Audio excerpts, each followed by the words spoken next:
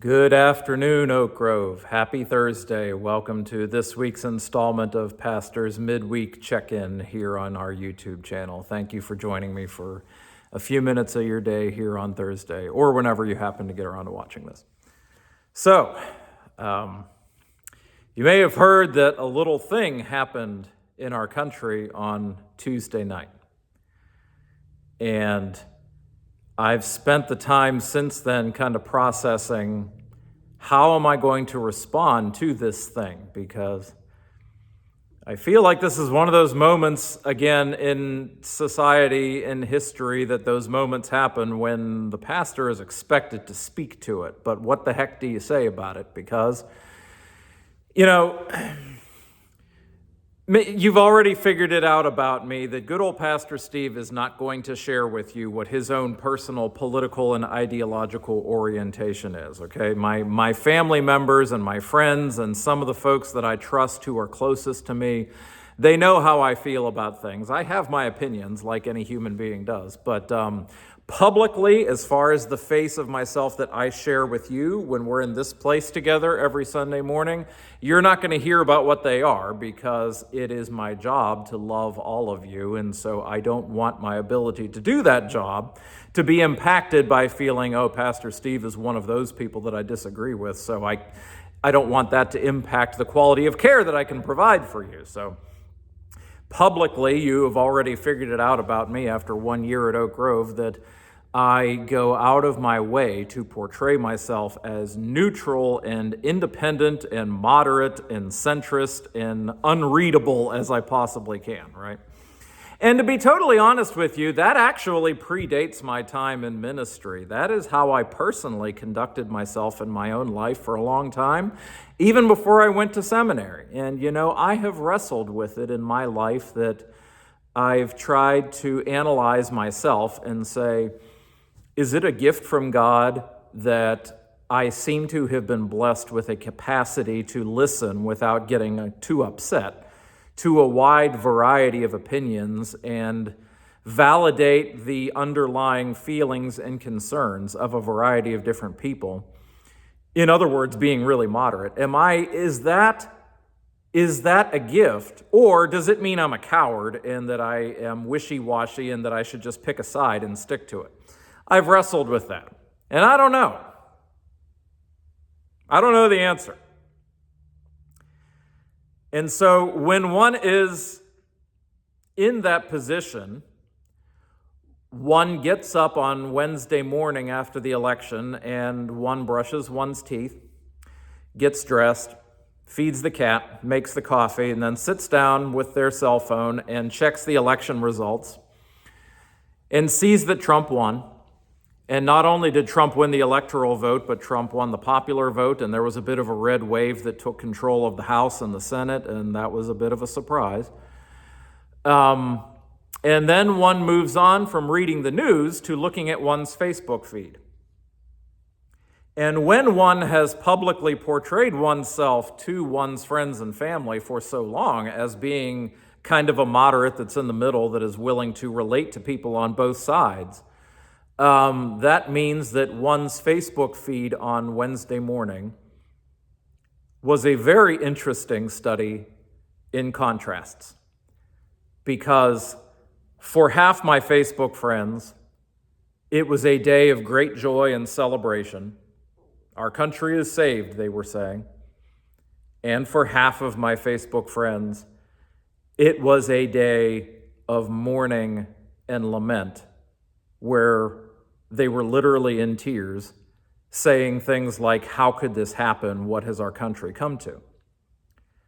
There were people saying both of those things that I consider to be dear friends of mine. What do you do with that, Pastor? I'm thinking of the words of St. Paul when Paul says, I became all things to all people so that I might save some. And I'm thinking that Paul also wrote, rejoice with those who rejoice and mourn with those who mourn. But we live in a day and age now where even if I try to do one of those things, if I'm mourning with those who mourn or if I rejoice with those who rejoice, you can't even really do that right now without it being perceived that you're siding with somebody or the other. So what do you do with that? What do you do with that, Pastor? And as I sit here today, I don't know. I am once again donning my favorite color of the season, even though it's not the color of our paraments for this week, but I'm donning the purple as my own little show of who I am.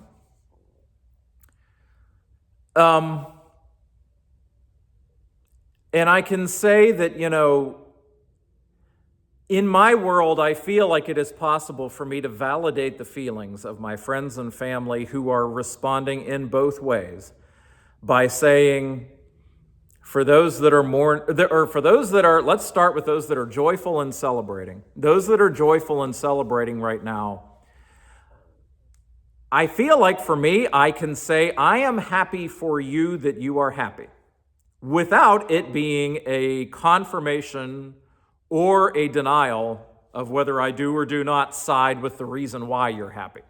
Likewise, I also want to say to those who are literally in tears with mourning and grieving right now, that I hear your tears and that I weep with you because it's just in my nature to be an empathetic person, almost to a fault. In seminary, I even had professors that said to me, you drip with so much empathy that you actually might want to learn to tone it down, or you're just going to drown in the sorrows of the people around you. Well, yeah, maybe that's something I need to work on. And so I weep with those who are weeping because they are weeping, without that being a confirmation or a denial of the validity of the way that they are feeling either, that I will publicly acknowledge here in this setting. And yet, even as I do those things, even saying that is going to rankle somebody somewhere, and I know they will. Because I noticed the number of Facebook friends that I had went down after I posted last week's midweek update, where I stated that both Harris and Trump are children of God, made in God's image, for whom Christ died.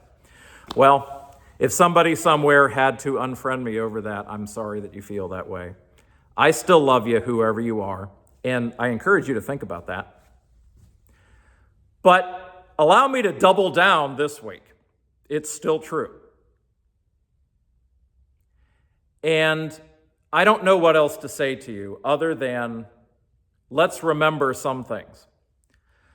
Let's remember that no matter how Tuesday night had worked out, some things would still be unchanged. The one whose we are, the one who claimed us in baptism as God's own, that one has not changed. The one whom is our true Lord has not changed. The one who is truly in ultimate final control of this world and this universe and all of creation, that one has not changed. The one whose we are has not changed. Our call as that one's children has not changed. The call to share the love of God with all creation has not changed. Now, at the conclusion of this election season, there are those on both sides of the divide now that have said to me in the last 24 hours, they might have said Steve, or they might have said Pastor, but they said Pastor or Steve. I don't have it in me right now to love the people on the other side. I'm sorry, right now I just don't. Okay, I hear you. Take a deep breath. Try your best to relax. Maybe to take some time to heal after this election season has ended. Not only for the side that is grieving, but even for the side that is celebrating. It may have ended the way you wanted it to end, but the election season itself was still so contentious, so divided. You may have lost friends over your position. Maybe we all right now need to engage in some self-care. Let's perhaps turn the news off. Let's go do something for ourselves for a little while. Let's even leave the news off for a few days or a few weeks. I posted my video a few weeks ago about the race car driving video games that make me happy, the things that I do to calm down. Go do something for your self-care. Go for a walk, go golfing or bowling or whatever your leisure activity is. Listen to your favorite song, eat your favorite food. Spend time in the company of those you love, doing things that refill your tank. And then maybe after you've done that for a little while, you'll find that you're able to come back and get back to the business of loving everyone with the love of God, the calling that we have that has not changed, that would not have changed regardless of what happened Tuesday night. Maybe you'll find that after you refuel your own tank a little bit, you'll be able to get back to it and back to that call. The one who claimed us in baptism, the one who is our true Lord, who is truly in control, has not changed. Our ultimate destiny has not changed. We are going to spend eternity in the presence of that one.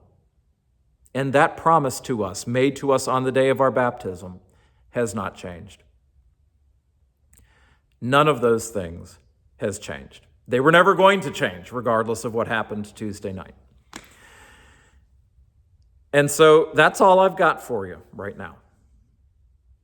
For people on both sides, that's what I've got for you. Continuing the theme of some of the things that I've talked about, I would urge you to consider checking out the short video, it's only a couple of minutes long, that the ELCA's presiding Bishop Elizabeth Eaton made on Wednesday, commenting about the election. It is a very neutral, unbiased, nonpartisan message of hope and healing for us all.